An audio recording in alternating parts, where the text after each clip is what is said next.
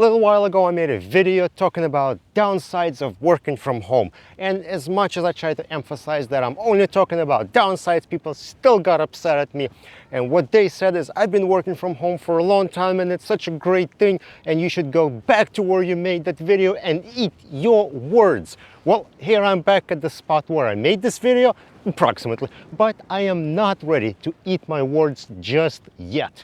Now, working from home is not something I normally do, but because of recent coronavirus outbreak, I had to work from home for a number of weeks. And while working from home, I made notes of what I think worked, what didn't work, what issues people came across, and what issues I had personally. And based on that, I came up with 4 criteria for successfully working from home. And what I mean by successfully working from home is not just you able to maintain a job and get a paycheck by working from home. I mean is your company is happy with your work and you happy working for that company. It's a balance between those two things. So how can you have that balance and successfully work from home? Now, the first thing we gotta address is physical setup. A lot of people try to work from home on their laptop while it's set up on the coffee table. So you sitting on the couch and the coffee table actually lower than your butt.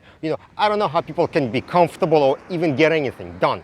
You need to have a proper desk, you need to have a comfortable mouse, keyboard, have a good internet connection, and so on. As long as all these things are set up for you, that is your first step in successfully working from home. And the next thing after you get your workspace set up is isolation from your kids and your spouse.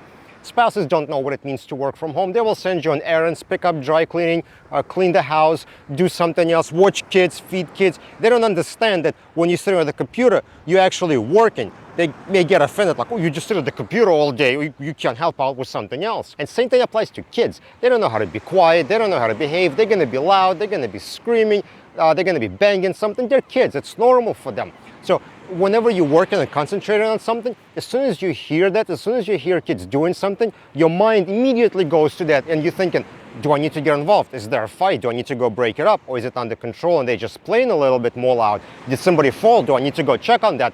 Your concentration breaks immediately. And that's why it's so important to isolate yourself physically from other members of the family. You should be able to lock the door and not hear what else is going on in the household, because that is going to be a major distraction and it will prevent you from working from home effectively.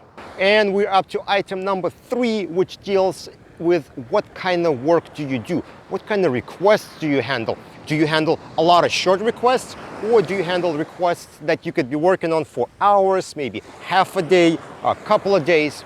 Because if you have requests that are really, really short, maybe 15 minutes, 20 minutes, run an overlay, do a quick update, those are generally not great for work from home requests. However, if you log into your database or get an email and there is a task that will take you maybe half a day to do or a whole day, or in fact, even if those requests run over multiple days, those are perfect candidates for working from home. And we're up to item number 4, which deals with frequency of communications. If you have to communicate with your coworkers, your boss, other teammates very frequently, then those types of requests or that type of work does not lend itself to working from home really well, because communications are usually slower in a situation where everyone's remote. If you can get a job and you don't need to talk about it with anybody, you can just get all your questions answered, and you're done, you're set, you can be working on it for a while, then you're in a good situation to handle that type of requests from home. And I'm sure it's not surprising to you where people work from home, sometimes they disappear, they lose communications, you message multiple people and none of them are answering, you're just sitting there waiting for feedback or some information. It happens to me all the time. So I think frequency of communications is something that will determine whether you can work from home successfully or not. Okay, I know everyone likes lists and 5s, no one likes 4, so let's do one more. Let's do a bonus one. So we have 5 items on the list, and that deals with self-discipline. How good you are at taking care of yourself. Are you organized? Can you take care of your body? Can you eat healthy? When you're at the office, people will kind of push you to do the right thing sometimes. If they see you eating cheeseburgers every day of the week, they're gonna tell you like, hey, probably should try a salad one day. Or maybe if you're sitting all day and you're covered in breadcrumbs, somebody will nudge you like, dude, you gotta get up, walk around at least. But when you're at home, no one's gonna do that. You're gonna be sitting on your chair and no one cares. No one knows what's happening to you. So can you take care of yourself from business level, staying organized in your projects and so on, as well as a personal, like eating, exercising, and so on. Now, not being able to meet all of these 5 categories doesn't mean you cannot work from home. It just means you'll be less effective than somebody who meets all 5 of these categories.